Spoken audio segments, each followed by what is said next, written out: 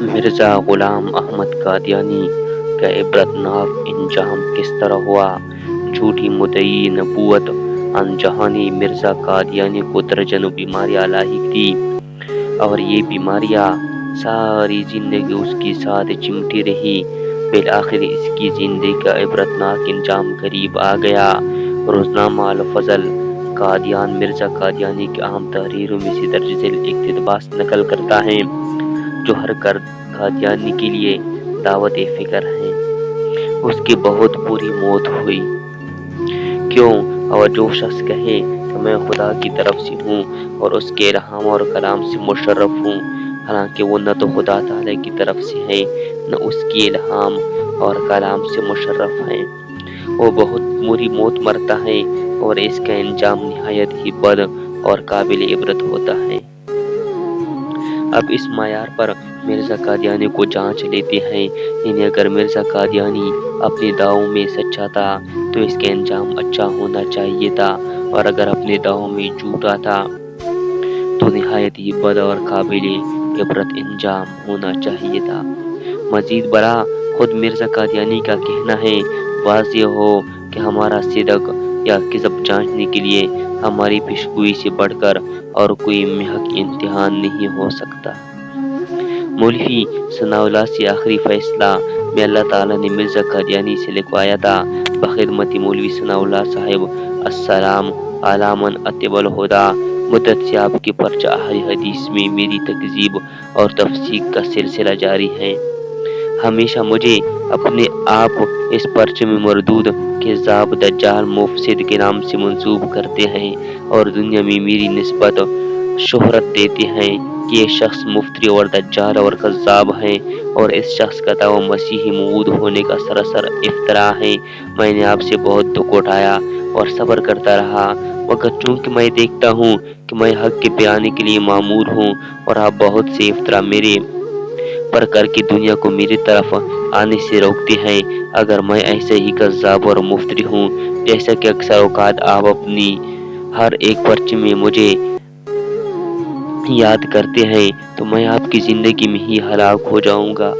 اور اگر میں کذاب اور مفتری نہیں ہوں اور خدا کی مکالمہ اور مخاطبہ سے مشرف ہوں اور مسیح موعود ہوں، تو میں خدا کے فضل سے امید رکھتا ہوں کہ سنت اللہ کے موافق آپ مکذبین کی سزا سے نہیں بچیں گے۔ بس اگر وہ سزا جو انسان کے ہاتھوں سے نہیں بلکہ محض خدا کے ہاتھوں سے ہیں، جیسے طاعون، ہیضہ وغیرہ مہلک بیماریاں آپ پر میری زندگی میں ہی وارد نہ ہوئی، تو میرا خدا تعالیٰ کی طرف سے نہیں، تو پھر میں خدا تعالیٰ کی طرف سے نہیں، یہ کسی الہام یا وحی کی بنا پر پیشگوئی نہیں، محض دعا کے طور پر میں نے خدا سے فیصلہ چاہا ہے، اور میں خدا سے دعا کرتا ہوں کہ اے میرے مالک، اگر یہ دعوی مسیح موعود ہونے کا محض میرے نفس کے افتراء ہے، اور میں تیری نظر میں مفسد اور کذاب ہوں، اور دن رات افتراء کرنا میرا کام ہے، تو اے میرے پیارے مالک، میں عاجزی سے تیری جناب میں دعا کرتا ہوں کہ مولوی ثناء اللہ صاحب کی زندگی میں مجھے ہلاک کر، اور میری موت سے ان کو اور ان کی جماع کو خوش کر دے، آمین ثم یا رب العالمین۔ پھر آگے مستقبل میں کیا ہوا؟ بالآخر مولوی صاحب سے التماس ہے کہ وہ میرے اس تمام مضمون کو اپنے پرچے میں چھاپ دے، اور جو چاہے اس کے نیچے لکھ دے، اب فیصلہ خدا کے ہاتھ میں ہے۔ یہ اشتہار عشائیت کے ہفتے عشرہ بعد ہی 25 اپریل سن 1907 عیسوی کو اخبار بدر قادیان میں مرزا قادیانی کی یہ روزانہ ڈائری میں شائع ہوا کہ یہ خدا کی طرف سے ہیں۔ جو کچھ مولوی ثناء اللہ کو لکھا گیا، یہ سارا کچھ شائع کر دیا جائے۔ اس پیشگوئی کے تقریباً 1 سال بعد مرزا قادیانی کی موت نے آخری فیصلہ کر دیا کہ وہ خدا کی طرف سے نہیں تھا، کیونکہ اس کی موت مولانا ثناء اللہ مرتضی کی زندگی میں بقول اس کے خدائی ہاتھوں کی سزا سے ہوئی۔ ہر شخص دم بخود رہ گیا کہ خود مرزا قادیانی کی دعا پر قدرتی حق نے عجب فیصلہ کیا۔ 25 مئی 1908 عیسوی کو شام کھانے کے بعد اس کی حالت اچانک بگڑنے لگی۔ اسے مسلسل اسہال شروع ہو گئی، 1-2 دفعہ رفع حاجت کے لیے لیٹرین گیا، بعد ازاں ضعف کی وجہ سے انیڈال ہو گیا، اس کے جسم کا پانی اور نمک ختم ہو گیا تھا، بلڈ پریشر کم ہونے سے ٹھنڈے پسینے آنے لگے، آنکھیں اندر کو دھنس گئی اور نبض اتنی کمزور ہو گئی کہ محسوس کرنا مشکل ہو گئی۔ مرزا بشیر احمد غلام احمد قادیانی میں لکھتے ہیں، اس کی حضرت مسیح موعود کی وفات کا ذکر آیا تو والدہ صاحب نے فرمایا کہ حضرت مسیح موعود کو پہلا دست کھانا کھانے کا وقت آیا تھا، مگر اس کے بعد تھوڑی دیر تک ہم لوگ آپ کے پاؤں دباتے رہے اور آپ بھی آرام سے لیٹ کر سو گئے اور میں بھی سو گئی، لیکن کچھ دیر کے بعد آپ کو پھر حاجت محسوس ہوئی اور غالباً 1 یا 2 دفعہ رفع حاجت کے لیے آپ پاخانہ تشریف لے گئے۔ اس کے بعد آپ نے زیادہ ضعف محسوس کیا تو اپنے ہاتھ سے مجھے جگایا، میں اٹھی تو آپ کو اتنا ضعف تھا کہ آپ میری چارپائی پر ہی لیٹ گئے اور میں آپ کے پاؤں دبانے کے لیے بیٹھ گئی۔ تھوڑی دیر کے بعد حضرت صاحب نے فرمایا تم اب سو جاؤ۔ میں نے کہا نہیں میں دباتی ہوں۔ اتنے میں آپ کو ایک اور دست آیا، مگر اب اس قدر ضعف تھا کہ آپ پخانہ نہ جا سکتے تھے، اس لیے میں نے چارپائی کے پاس ہی انتظام کر دیا اور آپ وہی بیٹھ کر فارغ ہوئے، پھر اٹھ کر لیٹ گئے اور میں پاؤں دباتی رہی، مگر ضعف بہت ہو گیا تھا۔ اس کے بعد ایک اور دست آیا اور پھر آپ کو ایک کے آئی، اب آپ کیسے فارغ ہو کر لیٹنے لگے تو اتنا ضعف تھا کہ آپ لیٹتے لیٹتے پشت کے بیل چارپائی پر گر گئے اور آپ کا سر چارپائی کی لکڑی سے ٹکرایا اور حالت دگرگو ہو گئی، دردناک حالت ہو گئی۔ اب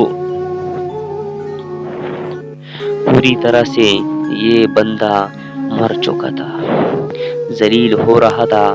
مسلسل اسہال اور کیک کی وجہ سے مرزا قادیانی کے جسم، بستر اور کمرے میں سخت بدبو اور تعفن پھیل چکی تھی۔ اس کی حالت دردناک ہو چکی تھی۔ نور الدین کو بلانے کے لیے کہا۔ حکیم نور الدین آیا تو مرزا قادیانی نے اسے کہا مجھے اس حال کا دورہ ہو گیا ہے، آپ کوئی دوائی تجویز کریں۔